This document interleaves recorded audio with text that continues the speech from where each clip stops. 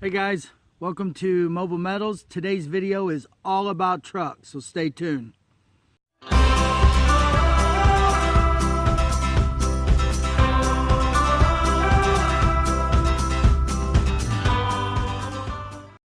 Hey guys, welcome back.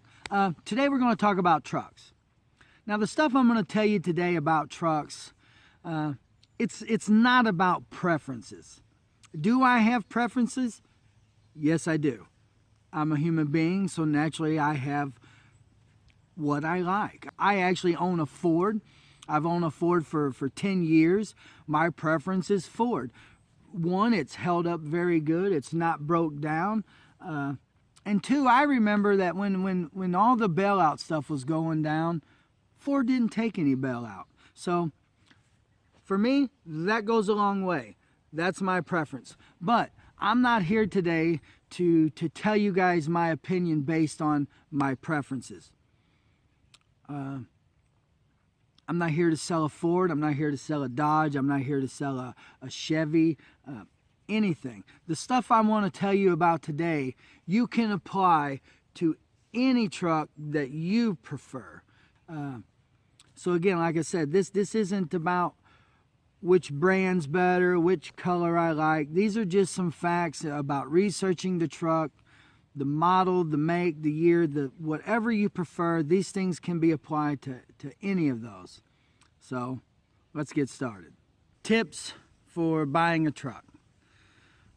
Keep in mind that my wife and I, neither one of us are what you would call gearheads. I own a truck. I drive a truck. But my research in finding the right truck to haul the camper that we want has proven to me that really I know nothing about the truck that I drive. So today I want to talk to you about tips to buying the right truck for the trailer that you either have or the trailer that you desire to have. So today's purpose is to save you from any what could prove to be very costly mistakes and things to consider when buying the truck that my wife and I, who like I said, knew nothing about trucks, became aware of, and things that we thought would have worked would have proven in the long run to not work at all. And if you guys are like us and you can relate to us, we don't have tons of money in the bank to make a mistake with the wrong truck that don't work. We wouldn't have the ability to buy the wrong truck and then a month later say, oh man, we bought the wrong truck, let's go trade this in for the right truck. For those who have that luxury, praise God. We don't have it. So if you're like us, hopefully these tips, the purpose of these tips is to make you aware of some things that maybe you have not yet considered and could save you, like I said, dearly in the long run when it comes to buying the right trailer to tow the right truck to tow the trailer that you want. So first off on the list is obviously, if possible, in the perfect world, you want to buy your trailer first. Two things that we found in our research on this is you don't always get what you want. Deanna and I first started looking out at, man, we had these grandiose dreams, right? We're looking at 45-foot Jayco seismic. I'm talking $120,000 toy haulers. We quickly get pulled back to reality and realize we don't need a truck for that because that is not the trailer that we can afford to buy. So, when possible, get your trailer first, because in the real world you don't always get what you want. And second, your chance for the loan increases when you already own the trailer. In our research we found they do factor in the fact that if you already own the trailer, that the truck is no longer a luxury, it is now a necessity, and that factors in on the loan. So when possible, get the trailer first, because you don't always get the trailer that you want, and your chance for the approval increases when you own the trailer. Two, bigger isn't always better. And by that, I don't just mean you have too much truck.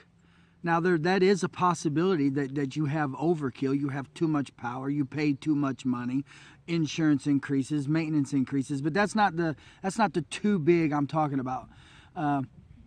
Bigger isn't always better. What I mean is there's story again of people who've gone out and bought ton and a half trucks, hook it up to the trailer, and then they realize they simply do not have the power that they thought that truck was going to provide. That truck was not able to haul that trailer at all. Remember, bigger isn't always better. The reason why bigger isn't always better is there's a little thing in the fine print called when properly equipped. That truck may be able to do it, and surely it's capable of doing it when it's properly equipped. So remember that. Bigger isn't always better. And I guess with bigger isn't always better, the point that'll lead me into is gear ratio. That's something that never had ever crossed my mind. Like I said, I didn't know a lot about trucks, so I never factored in gear ratio. Been looking at Fords, so my research, I can speak on Fords. One of the things I'm going to show you about the gear ratios, the F250 with a single rear wheel 4x4, the 3.73 gear ratio allows me to safely haul 11,900 pounds. But the 4.3 gear ratio allows me to haul 14,900 pounds. So a truck that in every other way, the F250, Super Duty 4x4, single rear wheel, in every other way would be capable of hauling that trailer, it's now eliminated because the 3.73 gear ratio doesn't give me the towing capacity that I need, because the trailer that we're looking at is the 355 MBQS Jayco, and its gross vehicle weight is 14,250 pounds. So had I made the mistake of buying the 250 with the 3.73 gear ratio that everybody says, oh, that truck's more than enough truck, the max on that truck is 11,900 pounds. It would not have been capable of towing the trailer that we want to get. So that was a big eye-opener for me. So that's one thing you need to consider, is the gear ratio. Another thing to consider is the single rear wheel versus the dual rear wheel. There, the main advantage is weight distribution. Obviously, when you have the more surface area that the extra two wheels provide, you're going to get a better weight distribution. And really, the main thing that's going to affect for us is we're looking at a fifth wheel, so that's going to be looking at the hitch weight. The advantage to the dual rear wheel versus the single rear wheel, it's a pretty big advantage when you're looking at payload capacity, what that truck can actually haul. Not tow, but what it can haul. And the dual rear wheel gives you about a 3,000 to 4,000 pound advantage. That's huge. Again, the trailer that we're looking at only has a 2,400 pound hitch weight, a dry hitch weight. So that trailer unloaded, again, is going to put 2,400 pounds worth of pressure in the bed of that truck. So know the trailer that you're looking at getting, and let that factor into whether or not your truck is able to do that in the single wheel model, or do you need the dual wheel model. There's not a lot of difference between the F250 and the F350. They come with exact same chassis, exact same engines, exact same everything. The only difference that we have found is cargo hauling capacity. All things being the same, the only difference in the F250 and the F350 is one leaf spring, which gives you about a 500 pound advantage with the 350. That's why when you do your research, we found there's not a whole lot of price difference. I thought that they were totally two different trucks. In my mind, the 350 is like way more capable than the 250 is, and that's just proven not to be the case. Something else to consider, again, goes back into bigger isn't always better, is the 4x4 versus the 4x2. So we got 4-wheel drive versus 2-wheel drive. With the four-wheel drive, you're going to increase the sticker price by 4,000 pounds, but you're going to lose 1,000 pounds of towing ability. You can actually tow 1,000 pounds more with the two-wheel drive. Seems crazy to me. I would think four-wheel drive way more capable. No, not the case. If you do not need the four-wheel drive, if you're mostly going to be on highways and byways and paved roads and pulling into the RV parks, if you're not doing a lot of off-road backcountry kind of stuff, a lot of boondocking on BLM land, then don't get the four-wheel drive. If it's not necessary, don't do it, because all you're doing is increasing your maintenance, you're increasing sticker costs, and you're actually losing towing capability. I didn't know that. Another thing to consider is diesel versus gas. Now this is huge. $8,000 is usually what you're looking at in the increase when you want to go to diesel versus gas. A diesel model, you're looking at about an $8,000 rise in the sticker price. But what you gain is you stand to gain 4,000 to 7,000 pound towing ability, towing capacity. That's a huge advantage. And the reason that is, it goes back to the gear ratio. You don't have to worry about getting the wrong gear ratio when you get a diesel, because of the torque that diesel engine provides. They all come with the right gear ratio. So again, for us with the Ford, we're looking at the 6.7 liter V8 turbo diesel motor versus the 6.2, I think it is, gas motor. You're looking at a 4,000 to 7,000 pound increase. Yeah, you do increase the cost. You increased your maintenance cost, but you actually have got less breakdowns because that engine is more equipped, more designed for the heavy hauling that you're going to be doing with the big fifth wheel. So again, you just have to look at, if it's not necessary for you, if you're not getting that fifth wheel that has that weight, if you find the right gas truck that works for you, then don't do it. Because like I say, it comes with about an $8,000 raise in the sticker price. But in the long run, you're looking at less maintenance, less breakdowns, just an all-around better engine. One more thing to consider is the wheelbase. And what I mean by wheelbase is you see the models like your regular cab versus super cab versus the crew cab.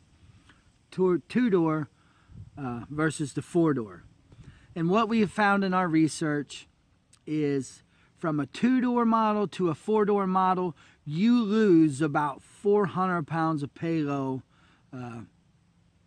capacity.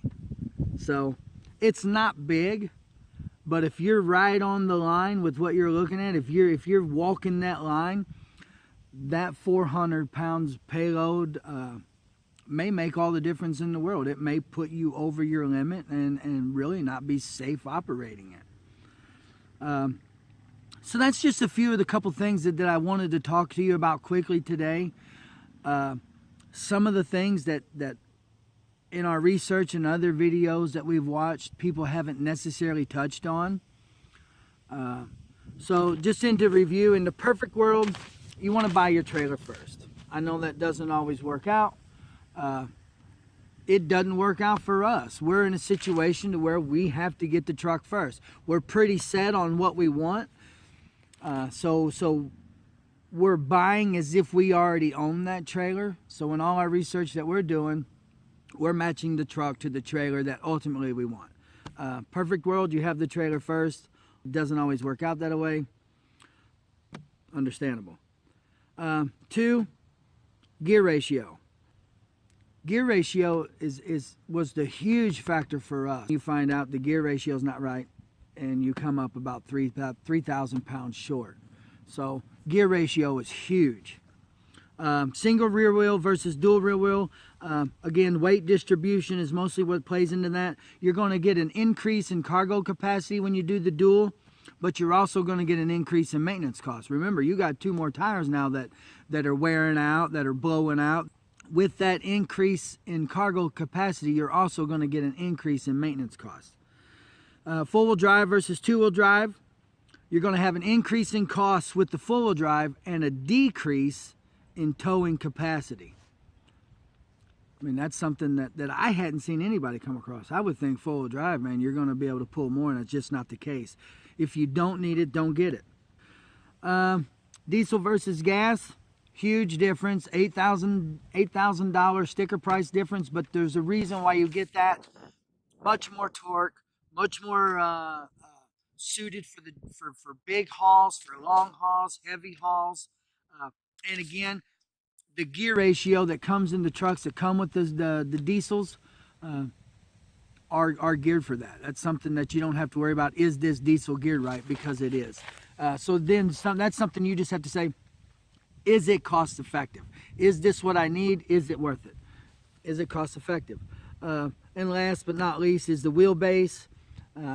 You get an increased length, but you get a decrease in payload capacity and hauling capacity. Again, that's about what I found in my research is about 400 pounds difference. So one last word of advice, and it's something that I've heard that's helped me kind of think about it differently, and I now want to pass on to you. I seldom can afford what I want or what I'd really like to have. So with that said, you just have to know your price point. Once you determine your price point or how much you're willing to spend, then you can actually begin your search. And you begin your search with research. Once you do your research, you have a price point, you research what you want. So you might not always get what you want, but you can get the best of what you can afford. And that to me is key. As always, guys, thanks for watching. If this video's helped you in any way, if it's made you maybe aware of something that might save you a costly mistake in the long run, then please do me a favor, like this video, share this video, and don't forget to subscribe. And that way you'll be notified of any videos that Mobile Metals posts in the future. Thanks for watching, and God bless you guys.